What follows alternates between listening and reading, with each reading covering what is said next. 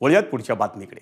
भारताचा भालाफेकपटू नीरज चोप्रानं आपल्या लौकिकाला साजेशी कामगिरी बजावून पॅरिस ऑलिम्पिकच्या अंतिम फेरीत धडक मारली। त्यानं पात्रता फेरीतल्या पहिल्याच प्रयत्नात 89.34 मीटर अंतरावर भालाफेक करण्याची कामगिरी बजावली। नीरज चोप्राच्या आजवरच्या कारकिर्दीतली ही दुसऱ्या क्रमांकाची सर्वोत्तम कामगिरी आहे आणि विशेष म्हणजे त्या एकाच कामगिरीनं नीरजला भालाफेकीच्या फायनलचं तिकीट मिळवून दिलं। नीरज चोप्रानं टोकियो ऑलिम्पिकमध्ये भालाफेकीचं सुवर्णपदक जिंकलं होतं। त्यावेळी त्यानं 87.58 मीटर्स अंतराची नोंद केली होती आणि आज त्यानं फायनल गाठताना 89.34 मीटरवर भालाफेक केलाय। पुन्हा एकदा संदीप चव्हाणकडे जाऊया। संदीप, नीरजची ही जी कामगिरी आहे चोप्राची, ही नेमकं काय सांगते तुला? आजच्या क्षणाला नीरज हा जागतिक क्रमवारीमध्ये दुसऱ्या क्रमांकावर आहे विजय, आणि यंदाच्या हंगामामध्ये ज्या सर्वोत्तम कामगिऱ्या नोंदवल्या जातात त्याच्यामध्ये ह्या संपूर्ण वर्षामध्ये नीरजने तिसऱ्या क्रमांकाची कामगिरी नोंदवली आहे। पण एका गोष्टीवर आपण आवर्जून लक्ष टाकलं पाहिजे, नीरजचं वैशिष्ट्य काय तर त्याचं सातत्यपूर्ण कामगिरी 88 आणि 89 याच्यामध्ये तो सातत्यपूर्ण कामगिरी करतो आहे मीटर दूरफेकीमध्ये। पण या फायनलमध्ये 90 मीटरपेक्षा जास्त लांब भालाफेक फेकणारे 6 खेळाडू त्याच्यासोबत फायनलमध्ये उतरणार आहेत।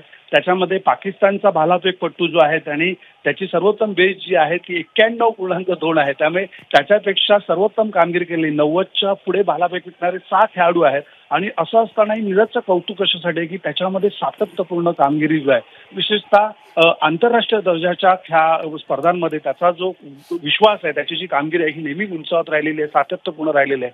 त्याच्यामुळे त्याच्याकडनं पदकाच्या अपेक्षा आपल्याला नक्की बाळगता येतील। पण टोकियोमध्ये त्यांनी जेव्हा गोल्ड मेडल मिळवलं होतं तेव्हा त्याची पाठी कोरी होती, दबाव नव्हता। यावेळी जेव्हा तो फायनलमध्ये उतरेल त्या 150 कोटी भारतीयांच्या अपेक्षांचं ओझं त्याच्या भाल्यावर असणार आहे।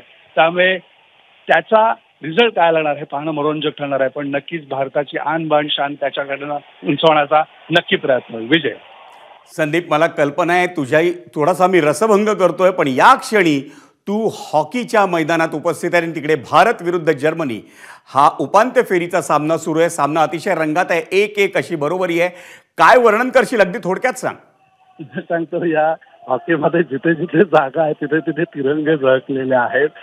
ही मॅच पॅरिस मधल्या ऑलिम्पिक स्टेडियमवर नसून भारतातल्या एखाद्या ऑलिम्पिक स्टेडियमवर असावी असा भास व्हावा एवढा इथे इंडियाचे पाठीराखे या मैदानावर उपस्थित आहेत आणि त्याचा फायदा आपल्या खेळून दिसतोय। पहिल्या 8 मिनिटांमध्ये आपण जवळजवळ 3 पेनल्टी कॉर्नर घेतले होते आणि ती कल्टिवेट केली होती। अर्थात थोडंसं उत्तरार्धामध्ये जर्मनी पुन्हा त्यांनी डोकंवर काढलंय। सध्या 1-1 अशी बरोबरी आहे। परंतु तुला मी सांगतो विजय, मैदानावरचा आपल्या खेळाडूंचा जो वावर आहे आणि त्याला पाठीराख्यांचा मिळणारा जो पाठिंबा आहे तो पाहता आज विजय नक्की आहे असं म्हणायला हरकत नाही, भारतीय खेळाडूंनी जर काही चुका केल्या नाहीत तर। धन्यवाद संदीप या सविस्तर माहितीबद्दल। एबीपी माझा, उघडा डोळे बघा नीट।